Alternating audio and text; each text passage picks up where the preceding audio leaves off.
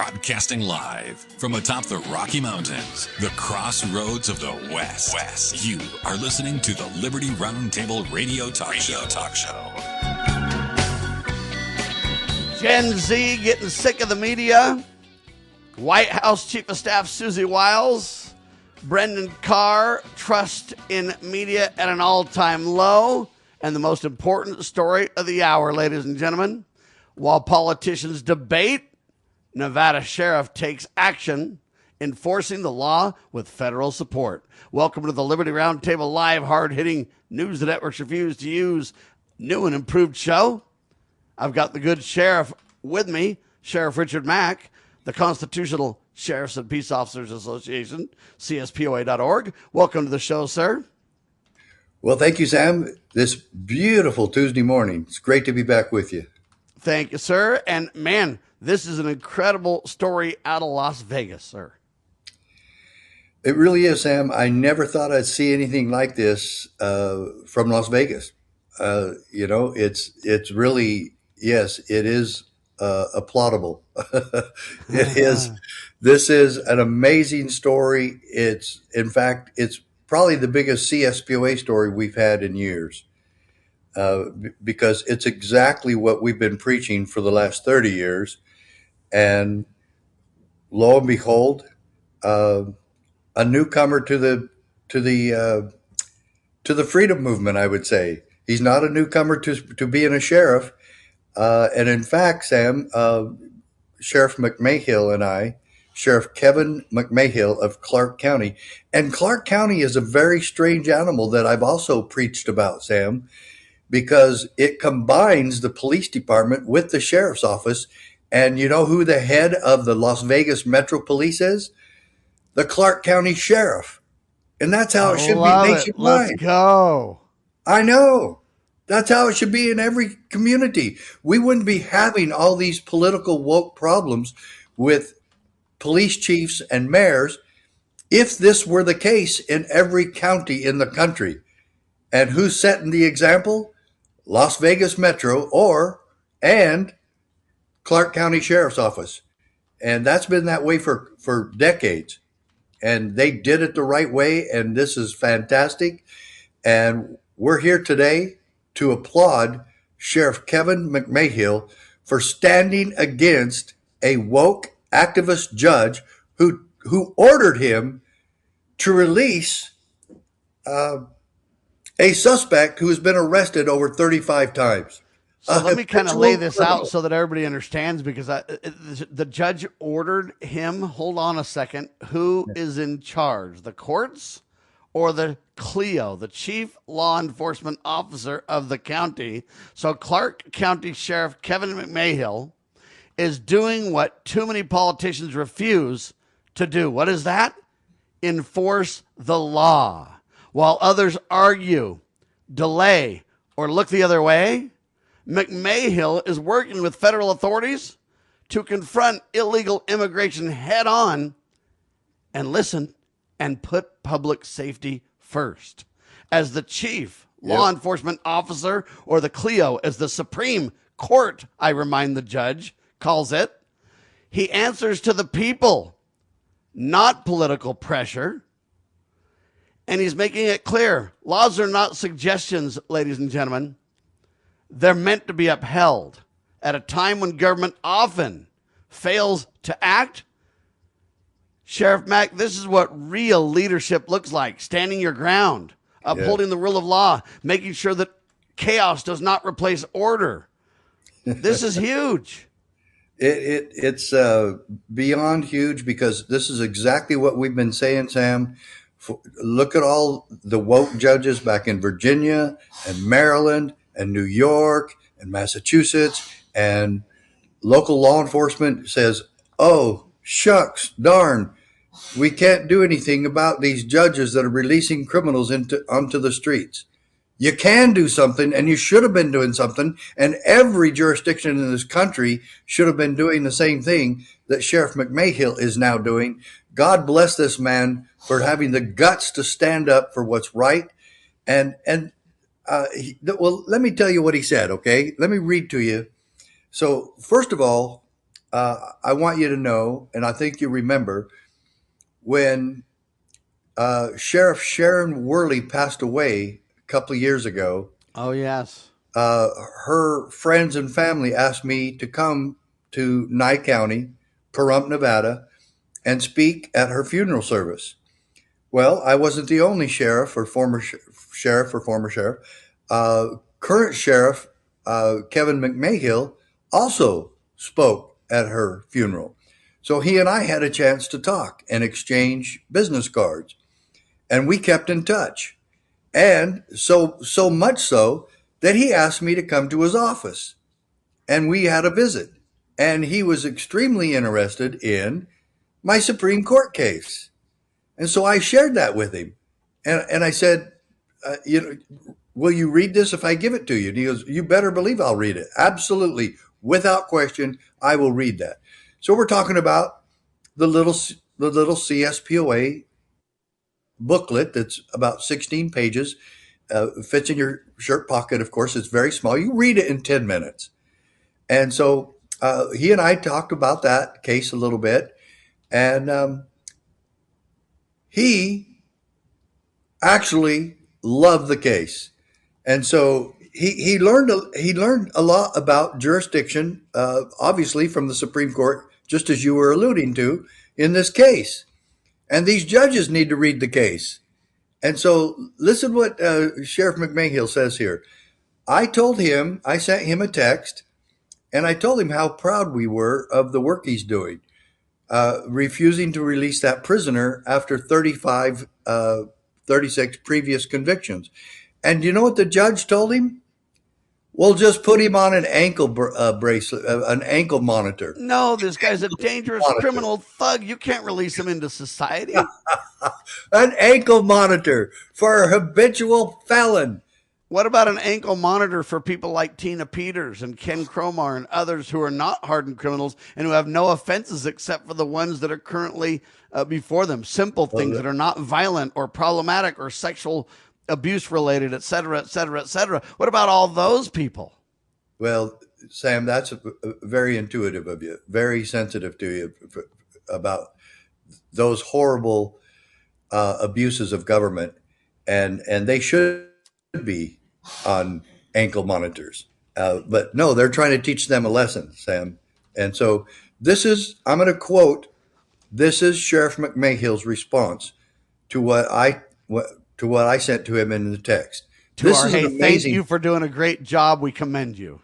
Of course. Text, right? Okay. Yes. And so I told him that, and he says, thank you. 11 prisoners so far, held in contempt by 4 different judges. Gonna be fun to watch. He's done this to 4 different judges, Sam. Well, because he understands. Hold on. He understands, though, that he's the chief law enforcement officer. What part of that do these other judges not understand? Even the Supreme Court doubles down and reiterates that. They not only mention it in your case, but they even talk about prior cases in relation to a lot of this too, right? Right.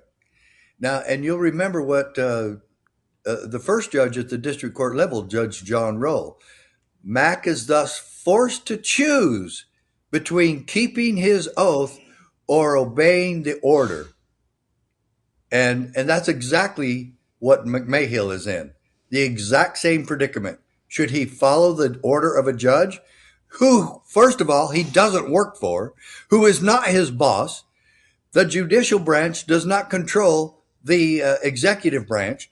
He is the top executor of the law. He is the top, as you just mentioned, the CLEO, the chief law enforcement officer of his county. He answers directly and only to the people of his county, as you just alluded to.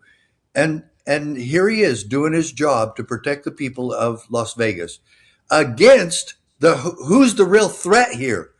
4 different judges in Las Vegas, and who do not understand. I can't decide if the judges are the greater threat or if these thugs are the greater threat at this point. Yeah, no kidding. We're always going to have criminals. We just didn't think we would have criminals supported by judges in this country. But obviously we do. And McMahill is standing for the rule of law against these crooked judges, and God bless him for it. Ladies and gentlemen, listen. At a time when government often fails, this is what real leadership looks like. Standing your ground, making sure there's order, not chaos. Releasing these bad elements into society is disaster. Now, let me explain this because this is vital. You know, things went a little sideways in Minnesota.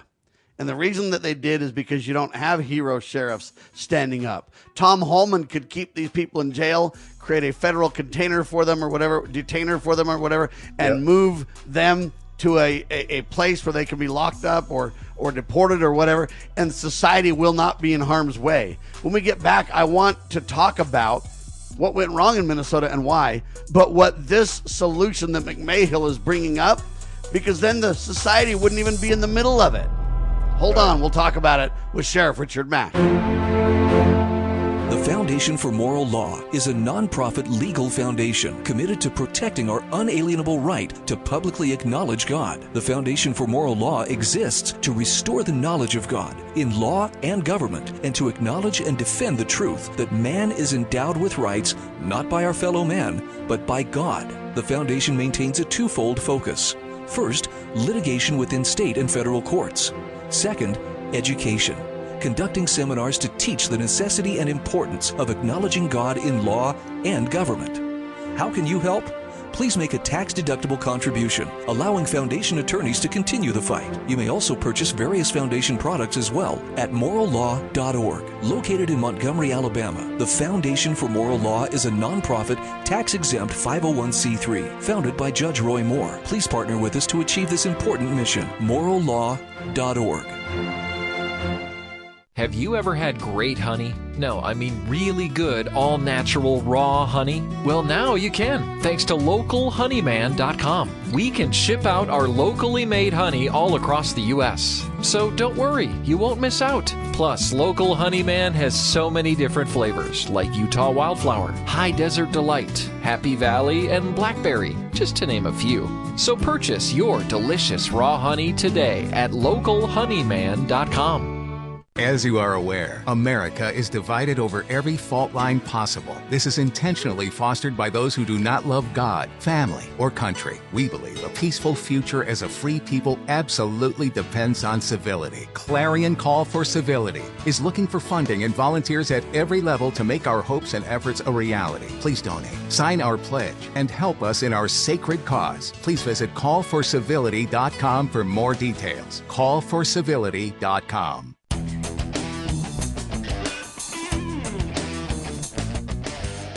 A big old huge shout out to Clark County, Nevada Sheriff Kevin McMahill.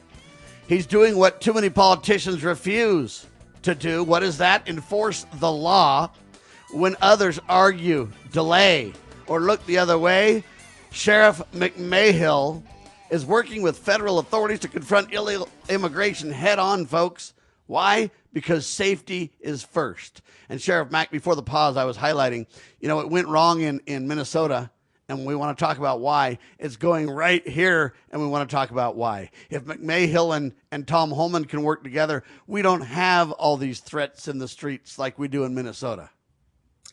Well, yeah, that's the case. And I'm not sure how much he's working with Tom Homan. I think it's quite a bit. I haven't really talked to him about that part yet. But from what I gather, he's not. He is cooperating. He's not bucking the system between the federal government trying to get rid of these criminal aliens. And so I'm sure he is, but I haven't asked him about that one yet, but I will. But I'm sure he's helping, and I'm sure he's cooperating with Tom Homan. But because if he wasn't, I would have heard, we would have heard. I was in a room with Tom Homan not too long ago. And when Tom was speaking about this, we had a kind of a Q&A with some of the media and some of the people that were there with me. And Zach was with me too, and we were at this event. And Tom Homan was explaining that, listen, this doesn't have to be taken to the streets. We don't have to just run around in alleys and bars and restaurants and hunt these people down. Would love to do it in a more, appropriate way, which is cooperate with the jails, cooperate with local law enforcement, aka the CLEO, the chief law enforcement officer in the county. And we don't even need to take this to the streets where it's dangerous for everybody involved. And that really highlights the difference between, hardened criminals, as President Trump wisely puts it, hey, people that are unloaded from foreign countries, prisons or mental institutions and all these kind of things. We don't have to have that on the streets. We don't have to have innocent people that may be here illegally, which is bad because it's against the law, but they may not be criminals. They may just be people doing their very best, wanting a better life. The way you separate justice from mercy in that case is you deal with these hardened criminals in jail. You make sure that local law enforcement can help the feds deport them or make sure they stay in jail. This doesn't have to be taken to the streets. Isn't that the quintessential point here and the contrast to be highlighted? Well, yeah, it is. It is. And I'm also proud to announce that Fox News has already reported on this. I don't know to what extent, but I have someone sent me an email talking about this. Said Sheriff Kevin McMahill argues state law gives him final say on whether supervising Joshua Sanchez Lopez outside jail poses unreasonable public safety risk, by Stephanie Price, Fox News. And so, yeah, they're absolutely correct. He is. And so we're proud of this. A Las Vegas sheriff is refusing to release a repeat offender with 35 arrests despite a judge's order, sparking a legal showdown now headed to the Nevada Supreme Court over who decides if a suspect is too dangerous to leave jail. Well, certainly it's not up to the judges because they've been blowing that really badly all over the country. Well, and think about this, though. 35 times this guy's been arrested and just basically popped back into the population, putting every innocent person in Nevada at risk. Yeah. Or anywhere else this guy may choose to head. I mean, this is insanity in the first place. Let this take center stage in the media and just show what we're talking about. This isn't the guy got arrested and it's his first offense and he's peaceful or whatever. This is a hardened criminal 35 times. Yeah, 35. And Sam, for any judge to pretend or anyone to pretend that an ankle monitor keeps you from committing another crime, it doesn't. It just shows where you're going. Okay. And there's usually a geographical boundary, how far you can leave your home or where you can go. Geofencing, where when you cross the boundary, you've crossed the virtual fence. Yeah. It's absurd. It is absolutely absurd. Now, I could see the judge doing this if it was the second or third time, but 35th time and he wants to put him out in the public.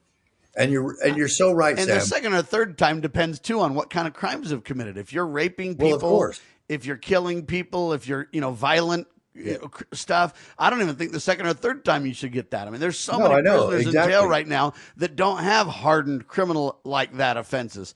Like, say, a Ken Cromar or a Tina Peters. I mean, this is a mom that's never been in trouble in her entire life. She's in prison for political reasons, but yet, hey, we could give her and Ken Cromar and others an ankle monitor. No problem, because they're not a danger to society. It's their first offense or whatever else. But this guy's hardened criminal. No question. This is a habitual criminal. Now, it actually mentions the recent judge on this. The dispute began after Las Vegas Justice Court Judge Eric Goodman ordered Joshua Sanchez Lopez released on electronic monitoring, a program that allows defendants to leave jail while wearing a GPS ankle bracelet. So they were also quoting KLAS TV in Vegas. And so Sanchez Lopez, 36, is a felon whose record includes 35 arrests and prior prison time for drug and involuntary manslaughter. Involuntary manslaughter. He's killed somebody. And you're going to put this guy out on an ankle monitor? Yeah, this is so absurd, Sam. Yeah. But you know what? This is the best case, though, and a stand-up sheriff. We need to basically have President Trump, Tom Homan, whoever took Kristi Noem's place. What's that guy's name? I mean, everybody needs to be involved in this one because these are the examples that we need to really let the American people understand. Okay, yeah. It's not a conservative or a liberal discussion. It's not a Republican or a Democrat discussion, Sheriff. This is a rule of law and safety for the public discussion, is it not? It is, and finally, Sam, we have somebody with some common sense and some common courage. And you know what? Maybe courage isn't common, but this man is doing it. Sheriff Kevin McMahill of Las Vegas Metro Clark County Sheriff's Office.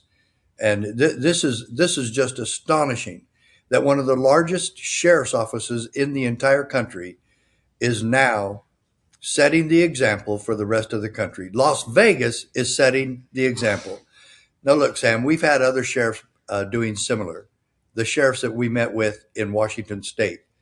In fact, one of our great constitutional sheriffs sent me this article, sent me the email, and that came from Sheriff Dar Leaf, who's been on this program. Yeah, let's go, Sheriff Leaf. Yeah. See, we're starting to get good sheriffs that are really standing up for the people, and that's what this is about, folks. Yes. The difference between normal sheriffs and police chiefs and all this kind of stuff, or whatever, police departments, is one is elected by we the people. The other one is appointed by a mayor, a city manager, or some city council or whatever. They answer to politicians. These hero sheriffs answer to we the people. And that's why they want to protect the people. This guy, Sheriff McMahill, standing up. You know what? He's enforcing the law. These criminals should not be out on the streets. Now, I don't know. Is this guy an illegal alien too? No, never said that. So I'd like to know though, because oftentimes the press won't report that, even though it's true. Yeah, it's not part of the report that I read. So all right, we'll have to try to find that out, and we need to get on a couple of these sheriffs to discuss this in more detail. We really need, for example, the Phoenix sheriff to speak out, or the Maricopa County sheriff to come on again and talk to us about this too, because I would love to see a lot of sheriffs back Kevin McMahill in this. This could be taken to the stars. Tom Homan could, work with them. And what is it? 287G? Is that the program? Yes, that's the program to work with the federal government to help with deportation. We know that sheriffs across Florida are already using it. We know a lot of Texas sheriffs are using it. And we really want to highlight this as the solution. We can have coordination. Some people call it cooperation, but I call it coordination jurisdictionally between the local sheriff, the CLEO, the chief law enforcement officer in his county, and then the general government, Tom Homan and company. They can cooperate and work together and say, we're going to keep our people safe. That's what this is about. That's all it's about, Sheriff. That's it. It's not political at all. That's an amazing statement that you have to be saying that. This should already be happening. This is a no-brainer. This is sheriff's job. This is your job. And McMahill's just, hey, I'm doing my job. Okay, good for you. Now let's get 2,000 more sheriffs to do the same. Wow. Ladies and gentlemen, I'm going to give you this statement to chew on. When politicians hesitate, the sheriff acts, and the rule of law and the people win. Yeah. Isn't that really the summation here, Sheriff?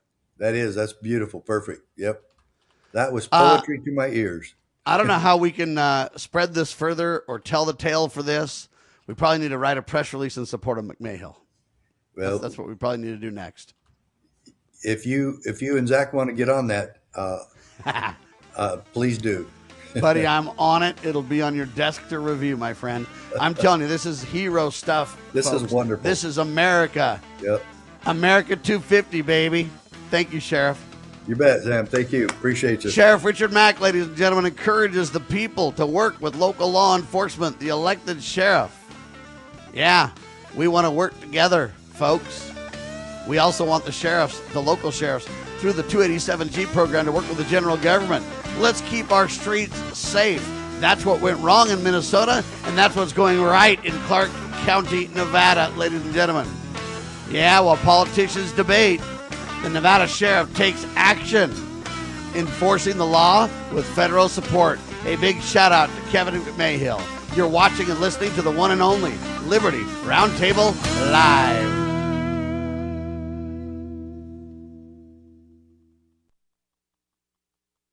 Exposing corruption, informing citizens, pursuing liberty. You're listening to Liberty News Radio. News this hour from Town Hall. I'm Greg Clugston in Washington. Air travelers need to pack a big dose of patience today. FlightAware says about 900 flights have been canceled. Nearly 1,800 have been delayed.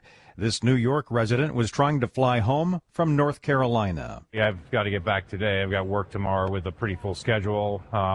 We talked about renting a car, but the reality is we're just chasing the storm up the entire East Coast. So, and we're talking a 12-hour drive in good conditions. So, questionable. Delays are stemming from yesterday's severe weather, and making things worse, travelers are facing additional jams at airport security checkpoints as a partial government shutdown puts a strain on TSA staffing.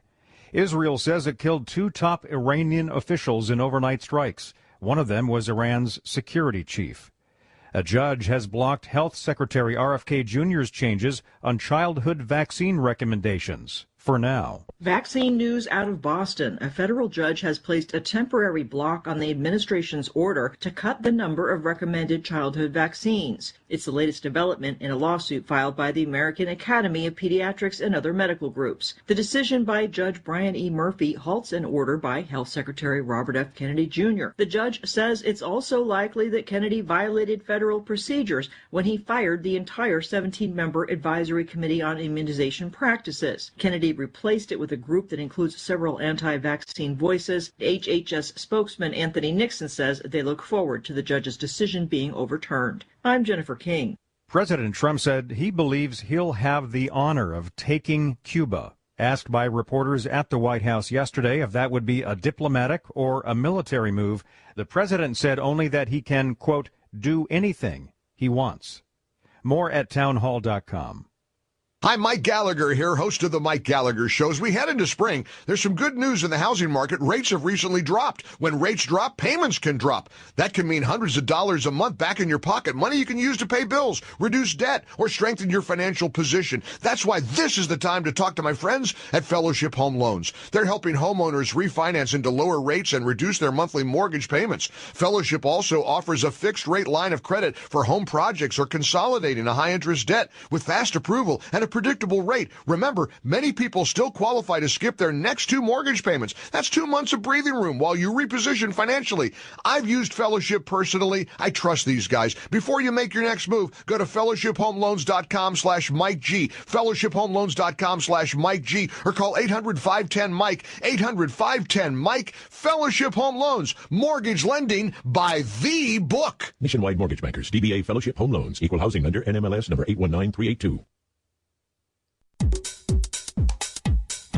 Introducing Managed IT Services from NPI. We offer top-notch data backup and recovery, email spam protection, and network security tailored to your needs and budget. With 20-plus years of experience in the medical field, our HIPAA-certified consultants know what it takes to protect sensitive information. Don't settle for less. Give us a call at 801-706-6980 and experience the difference with Managed IT Services. Remember, your IT support should be fast, efficient, and reliable. Introducing PrepStartsNow.com, your ultimate guide to readiness and peace of mind. We offer practical preparedness tools, training, and education to take your family's household readiness to the next level. Browse the prep shop for essential products, check out our planning guides, and stay informed with our prep blog. Visit PrepStartsNow.com and subscribe to our emails for exclusive offers, new products, and future events. Remember, preparedness begins with PrepStartsNow.com. My brother and 2 other boys were the ones that got in the car with her, and she was drunk. The road that goes to her house is like really windy, and she was taking that road at 80 to 100 miles per hour and hit into the road barriers. Her door flung open, and she ran out across the street to get away from it, and the other 3 boys were trapped in it, and the car exploded. And then when my mom found out about it, she called me at work. I don't care what you have to do, just get up here to the hospital. I parked my car and I went inside, and they took us back to this little room. My mom told me that Jay had been killed. And I lost it. The other people, so they're like, well, you can drink, but just be careful when you drink, you know? So I don't want anything to do with it because it took my brother away from me. A public service message from the Church of Jesus Christ of Latter-day Saints.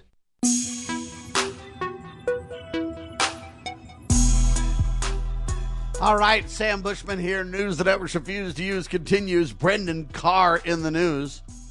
You say, who the heck is he? He's the chairman of the FCC, the Federal Communications Commission.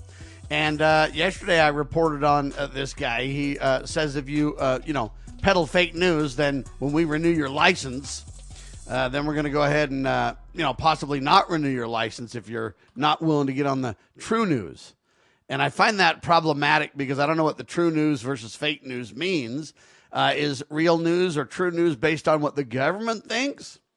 See, the president is the problem. It might be under the Trump administration that real news is what Trump says. If you're a Trump supporter, then that's what you think. And, for the most part, I think there's more truth to that than, say, under a Joe Biden. That's just my opinion.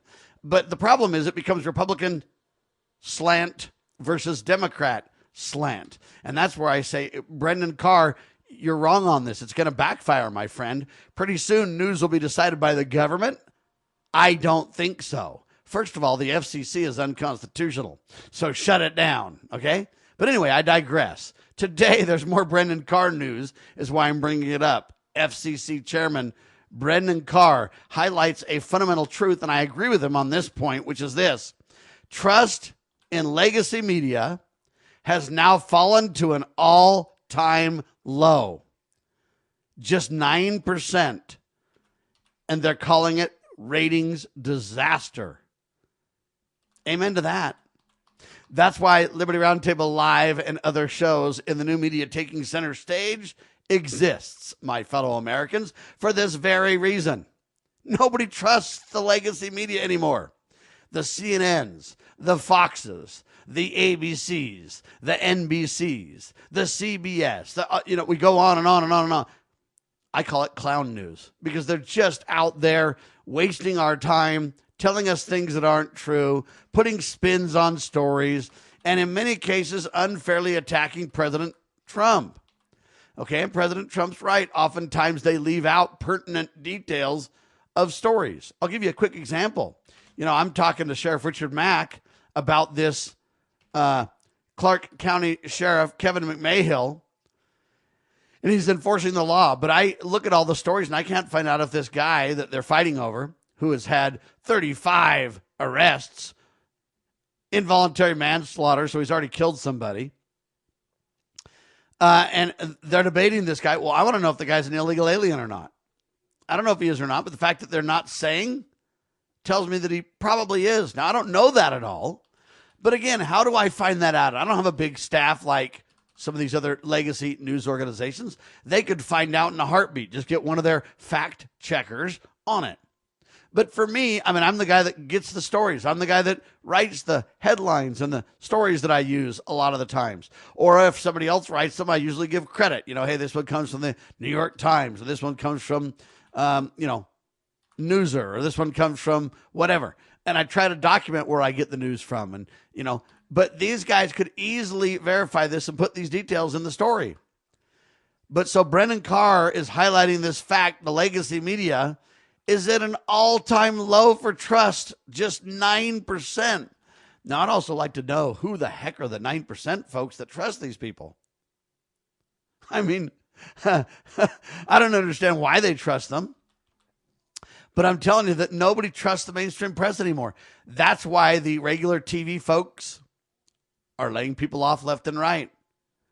That's why many of these news services are scaling back their news desks big time, because they're realizing nobody wants to hear the dishonesty, the manipulation of stories. They don't report a story with truth in it. They report stories with an agenda. Now you say, Sam, everybody has an agenda. That's right, and I do too. Let's not pretend we don't. But let me give you my agenda. When politicians hesitate, the sheriff acts, and the rule of law and the people's safety win. That's my agenda. I start out all the shows. Hey, welcome to Liberty Roundtable Live. We're promoting God, family, and country.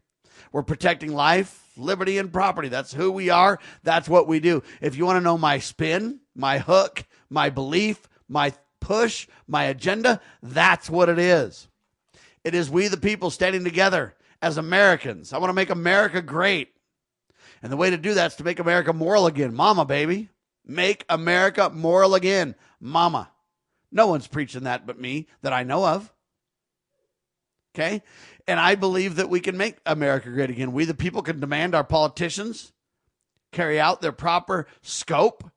They need to stay in their lanes. President, you're in the executive branch. Go read your responsibilities in the supreme law of the land. Sheriffs, you're in the executive branch. Same applies to you within your jurisdiction. Politicians in the legislative bodies, your job is to legislate. Your job is to organize the laws in a way that protects we the people. Maybe you ought to start out with less laws. Right now we got the gazillion commandments, maybe the 10 commandments, and then the 2 great commandments.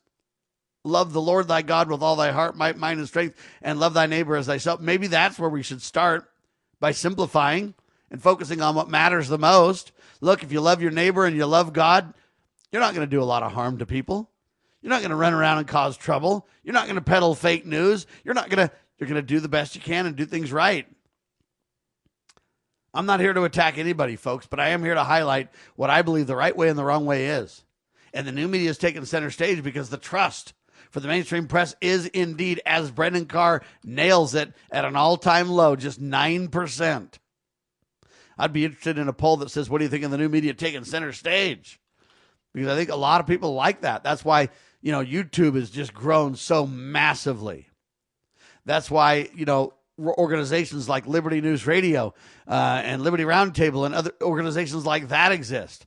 That's why there's so many incredible talk shows, like Joe Rogan, like Scott Jensen. There's many great talk shows like Charlie Kirk. That's why he did so well. Because Americans see when people are telling the truth and when people are doing their best.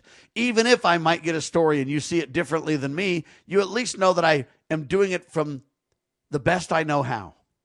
And that's the difference. It doesn't mean we have to agree on every story, or that I have to be right and you have to be wrong, or you have to be right and I have to be wrong. It isn't that. The trust in the media is because we don't believe they're straight and honest with us. Even if they don't get a story as I would like them to, at least I believe they're honest, right? Like Charlie Kirk was super pro-Israel. I hear that he was changing his mind on that, but I don't know. I didn't know Charlie personally, but I had tremendous respect for him. Well, him and I saw that differently. I don't believe Israel is the biblical Israel spoken of in the Bible. I believe Israel is an out-of-control government like most governments. The biblical Israel is the 12 tribes. That happens to be most of us. We should gather Israel. The way you gather Israel is you're honest in the media. The way you gather Israel is you promote God, family, and country and protect life, liberty, and property everywhere.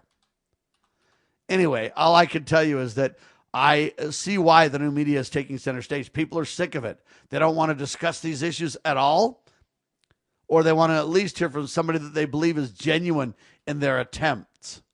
There's a lot of people that believe that Trump had to act to prevent greater conflict. Yes, we're in a war, but it was necessary. I don't agree with them. I think we need to obey the Constitution. And Congress needs to declare war or put letters of marque and reprisal out or whatever else. I think we should go about it differently. But look, the people that think we need to stop terrorism and the people that think we have to act now because they were about to strike us, I don't know the truth. I'm not on the intel reports to get all the information. You know what? Maybe they have more reality than I realize. Maybe the president was following the Constitution in the sense that he acted because he had to, and temporarily the chief executive of the country can act in America's self-defense. And maybe intel proved that to be the case, and I just don't know. But understand that I'm doing my very best with the information that I have. And so that's not fake news if I get something wrong because I don't have all the intel. Remember, I don't have any inside intel. I'm just doing my very best to see what I get from the mainstream press, from all the news that's out there, from the Constitution, and I'm putting it together the best I can as a commentator, as a newsmaker. But you know that I'm being genuine. So are the people that disagree with me. Say a Scott Jennings, or some of these other talk show hosts. They believe that what Trump did was absolutely necessary. And I'm not here to say they're bad guys or wrong. I'm here to say we disagree slightly on the nuances, but we agree in general that we want to keep America safe. We want America to prosper. We can't let bad actors run around and murder people around the world, just wholesale destruction. We can't do that. We all agree there. So we agree on way more than we disagree. Anyway, I want to mention this. Trump came out and said that Susie Wiles, White House Chief of Staff, has early stage breast cancer. Now, this is a sad story, folks.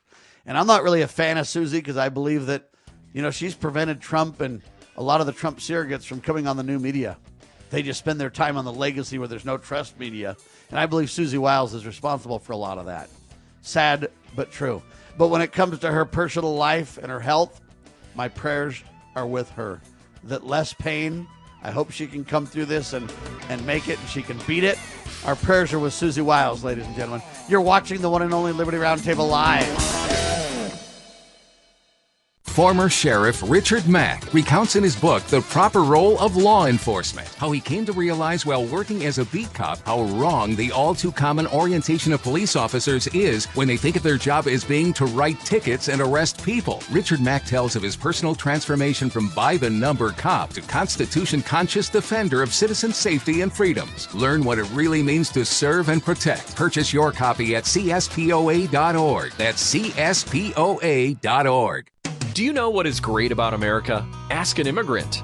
Ask an Immigrant is a new podcast dedicated to helping Americans, especially our youth, value, appreciate, and be grateful for the freedoms we have here in America. Join host Lydia Wallace-Nuttall as she interviews immigrants from around the world to discover their inspiring personal stories about why they came to America. To learn more about why America is the most prosperous, greatest country in the world, download the Loving Liberty app or go to lovingliberty.net. Cybercrime is exploding. Take Sarah from Sweet Delights, whose world crumbled after having to close with not being able to bounce back. Small businesses are prime targets, but the right strategies can keep yours safe. Jay Hill, CEO of Network Providers, has co-authored The Cyber Playbook Simplifies Cybersecurity for Business Owners with Strategies to avoid costly breaches and fines, build a strong cyber attack response, secure your business with key protections. Cyber threats aren't slowing down, but you can stay ahead. Protect your business. Ensure its security for tomorrow. Get the Cyber Playbook today at networkprovidersinc.com/cyber-playbook or call 385-446-5500 now.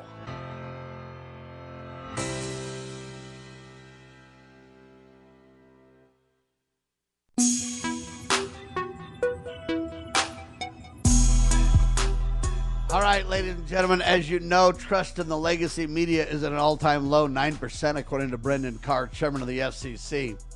But I also want you to know that Gen Z is wising up as well. Gen Z are the people born between 1997 and 2012, and they are now starting to reduce their engagement on social media platforms overall. That's according to a Harris poll survey that was conducted in March 2026. It's entitled TikTok Troubles. That's the name of the survey, TikTok Troubles. The platform, Gen Z, can't quit. So they're basically highlighting that, they don't trust TikTok much anymore. But that's the one they're having trouble quitting. All the other ones they're backing away from. And it's because of the addictive qualities. See, the big companies use a lot of psychiatrists and psychologists and scientists and people who study sociology and all this kind of stuff. And they've created these addictive properties to a lot of these social media systems. And you got to be careful of them. We're using them because they make a difference for the new media taking center stage. But you got to be careful of them. And Gen Z is starting to realize this. The survey reveals that 34% of Gen Z participants now rarely interact on social media, preferring to observe without active participation. So they're kind of watching social media, but they're not participating in it. This trend is highest among Gen Z compared to other generations. 31% of Gen Z users scroll through social media out of habit rather than actual desire. 29% feel a lot better when they don't use social media. 24% are feeling guilty about the time they spend online. So there's a big, massive pushback on this going, something's wrong, we don't like this. A significant 39% noticed an increase in low-quality AI-generated content. So 39% is going, man, this low-quality AI stuff bugs. I feel bad for even being online. I don't want to participate. This study is quite revealing in my mind. Over half, 52%, say they want to reduce their social media. They want to exercise more. 42% want more in-person interactions. And varying percentages want to engage in other hobbies. Yeah, cooking, outdoor activities, side hustles, in other words, ways to improve their financial wherewithal. TikTok still remains the favored platform, though, for Gen Z culturally relevant content, with 37% turning to it first. So that's the one that's hardest for them to quit. By the way, it's the most addictive one of all, too. However, listen to this. This is incredible. 79% of Gen Z users miss the early days of TikTok, citing personal preferences for less commercial content and more authentic, relatable postings. Yeah. See, guys like me got kicked off TikTok. And I think that people realize that I have authentic, genuine postings. I believe in the news that I'm promoting and why. I'm trying to highlight how to make our society better. Despite its popularity, trust in TikTok is declining among Gen Z, with 60% trusting it less than before. That is significant. Even with these changes, they say, 74% of Gen Z users are more cautious about the platform. 51% realize and feel that it's more censored. And 64% are more concerned about their own data related to TikTok. So they're not trusting even the big business new media. As they see it becoming more and more commercialized, they're like, oh no, we don't want any part of this. Negative feelings towards the platform are increasing, with the TikTok new algorithms being perceived as less personal and more, quote, performative. 72% are describing the content now as staged. See, when TikTok first came out, people loved it because it was so authentic. It was just Gen Zers and young people talking to young people, and it was fun, and there wasn't these hidden agendas or this controlled outcome or this promotion of addictive behaviors. And Gen Z's wising up to it and going, man, this isn't good.